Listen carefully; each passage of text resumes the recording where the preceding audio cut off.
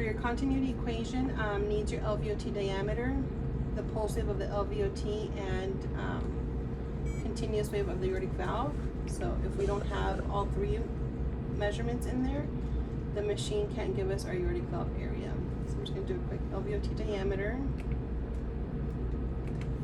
Okay, now let's assume that we've already done like everything else.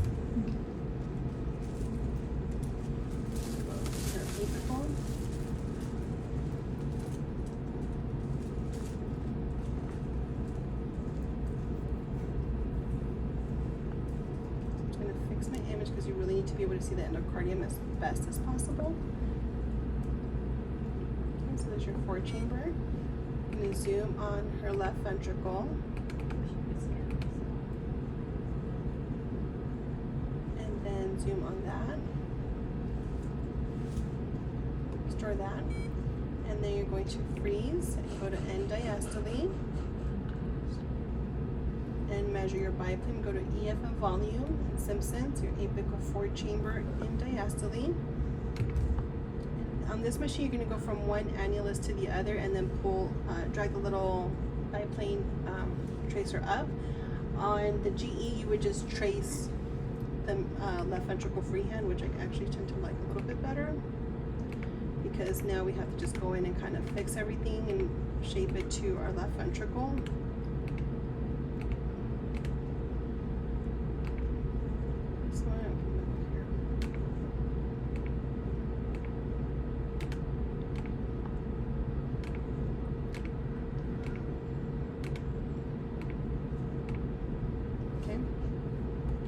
And then send you over to end systole, and do it again in apical 4-chamber in systole, and measure it again. And this one actually ends up okay, so let's start that. Alright, so now I can tell our EF is 64%, so we may or may not have diastolic dysfunction. So we're going to start looking at all of our diastology parameters. I'm going to go to pulse wave and check my mitral valve.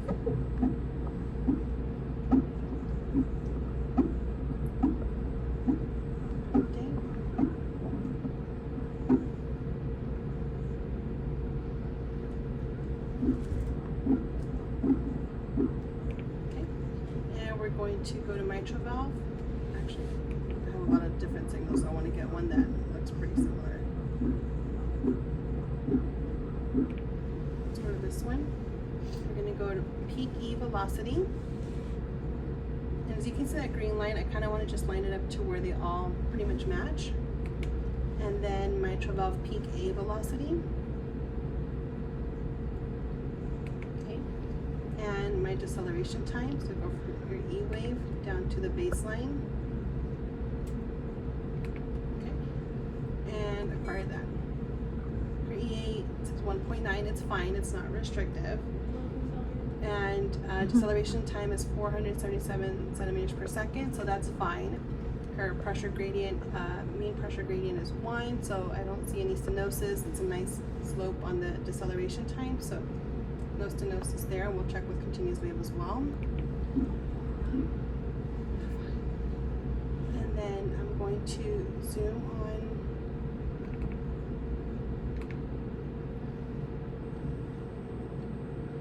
my mitral valve.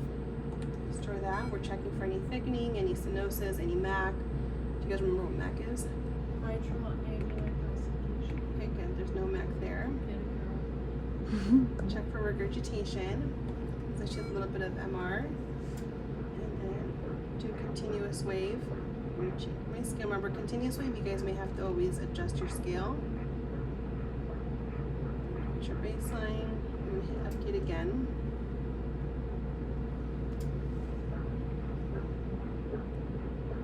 Okay, so you're going to go to, on this one, just do a trace. I'm sorry, not a trace, a caliper.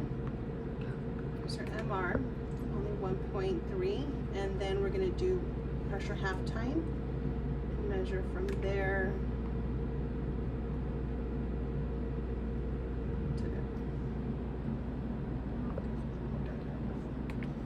and store that. We're going to do our tissue Doppler, put the cursor there at the annulus, and we're going to activate the tissue Doppler and also hit pulse wave. Increase my Doppler gain. Okay. Go to tissue Doppler and then your E to E prime ratio, and that is our lateral E prime velocity. And we're going to measure that, and it's less than 8, it's normal. Part of that.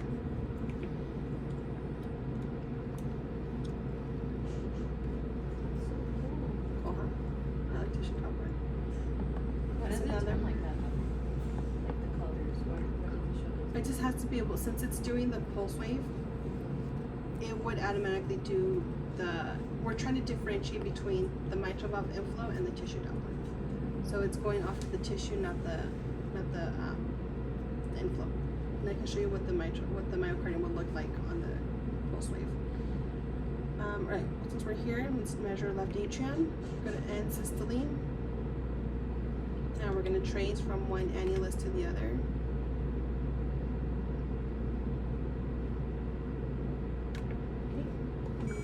Store that. Do color on our pulmonary veins, and you should see that nice red flow there. Store that, and then do pulse wave in that jet. And you can see your SD waves there. And then just store that. Alright, we're done with everything on the left side. I'm going to focus on the right side.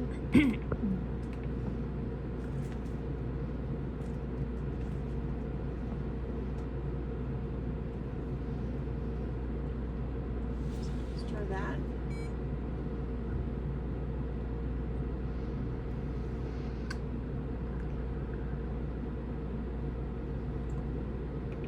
Go to end diastole. And we're going to measure RV base, mid, and length. Draw calipers, RV base, caliper again, mid, and RV length from the RV base up to there. Store that. And then I'm going to trace my right ventricle.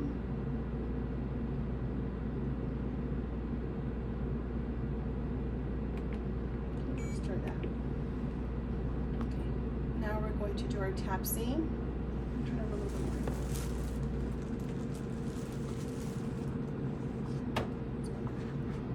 I'm going to do M mode and put that right in that annulus.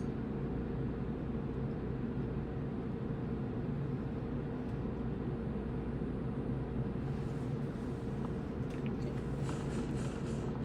So I'm going to choose that one there, and I'm going to go to tricuspid valve, and I see TAPC is activated, so I'm going to go from here to there. And it's 2.2, it's normal, require that. I'm going to do pulse wave on the mitral valve. There's my EA. Just store that. I don't think this one can do any measurements. Okay. On the GE, if you wanted to, you could do the E, the A, and the deceleration time again. I'm going to zoom on the right atrium.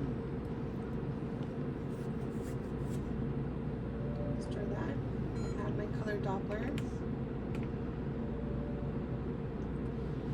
Store that. Do continuous wave. And check for TR. Go to tricuspid valve, and there's your TRV max. Just right there. Require that. And then we're going to take off our color and do our right atrial volume. Again, go to end systole. And that is in dimensions. No, where is it? Here it goes. And it's an EFM volume. Go to your right atrial volume.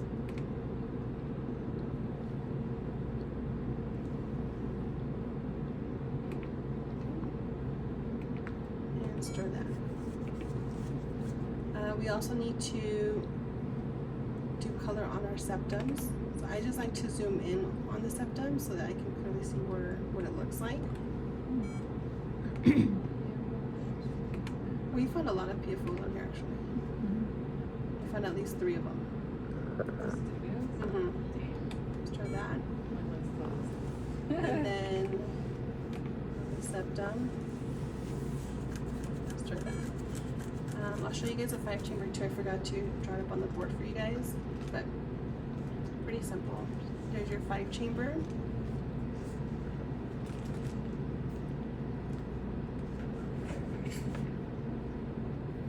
Let's try that. And then I'm going to zoom on my aortic valve. Let's try that. I'm going to do pulse wave in the LVOT.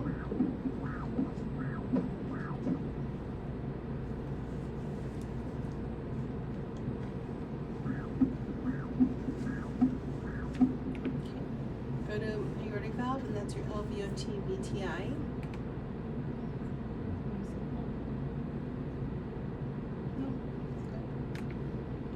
And then you're going to do color on the aortic valve, checking for any AR or AI, and then continuous wave on the valve.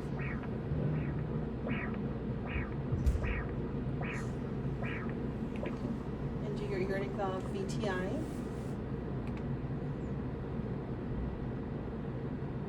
Let's try that. And now you can see my aortic valve area is 2.23, and that's because it has all 3 measurements in there already. AI pressure half time on this machine.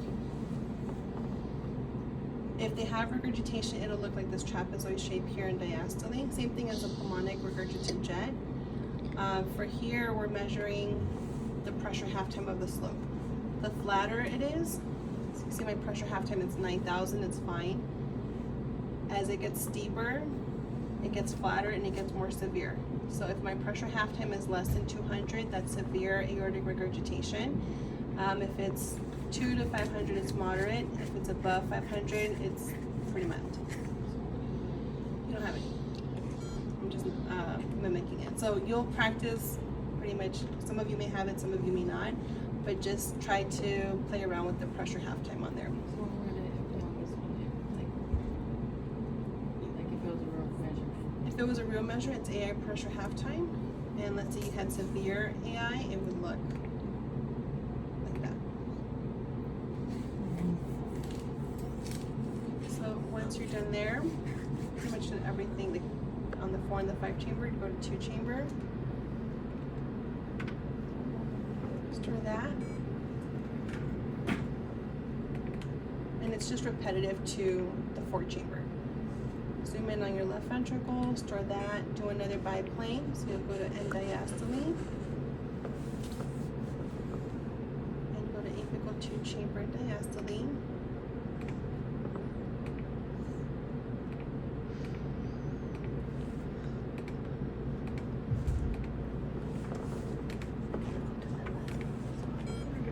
And then trace again and end systole.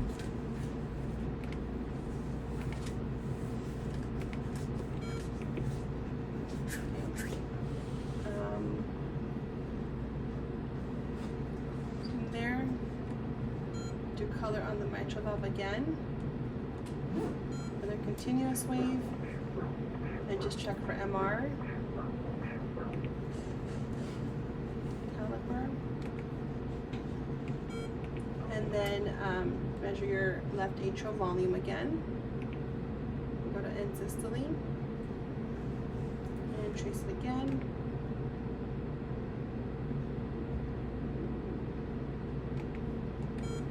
That's it there. On the 3-chamber, it's just looking at it in 2D.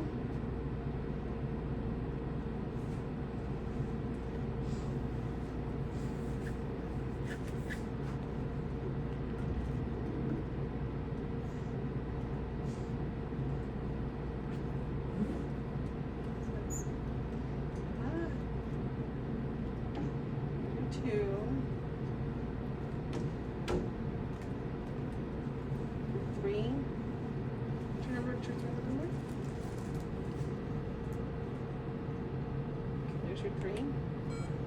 Color on the aortic valve. Color on the mitral valve. And that's it. So the bulk of everything really is on your 4-chamber.